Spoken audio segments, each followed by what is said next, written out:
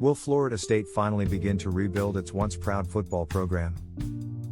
Tonight is a chance to show that Florida State football is headed in the right direction. On the other side of the field, Notre Dame looks to reach the college football playoffs once again. The Irish lost many talented players to the NFL, but still brought a very good roster to Tallahassee. There are some trends and positions to watch. It's potentially a game with two starting quarterbacks that came to each school by way of the transfer portal. Let's take a look at each team, beginning with Florida State. What to know: Florida State the Seminoles were an up-and-down team in 2020, and it was head coach Mike Norvell's first season as the head man. In year 2, more will be expected after a disappointing 3-6 mark last season. There are many transfers that came to Tallahassee, and the key transfer may be a quarterback. Look for the Noles to start either Jordan Travis or McKenzie Milton. Milton came to Florida State after a good career for UCF, but a serious leg injury cost him the 2019 and 2020 seasons. A player with the ability to improvise and make plays inside or outside the pocket, Milton's ability to be accurate with the football make him an attractive option for Coach Norvell. Is he ready for action against a quality front seven like Notre Dame? Milton will be competing with Travis for playing time, and both could play against the Irish.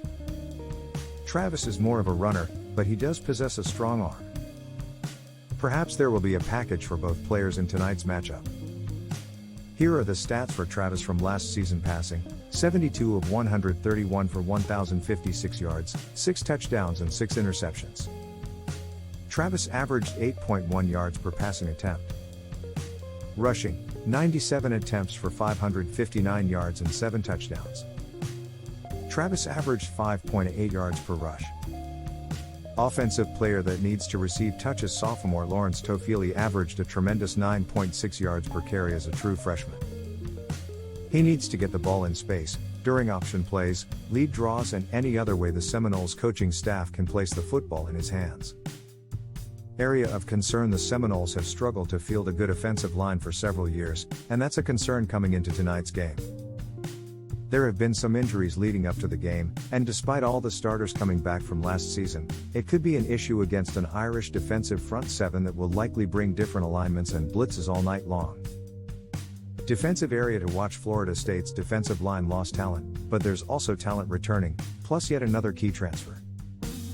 Coming over from South Carolina, Keir Thomas is a really good player. He's capable of defending the run, and is solid as a pass rusher, too. It's not the deepest group in the country, but there's size inside with Robert Cooper, 350 pounds, and quickness with Jermaine Johnson coming off the edge.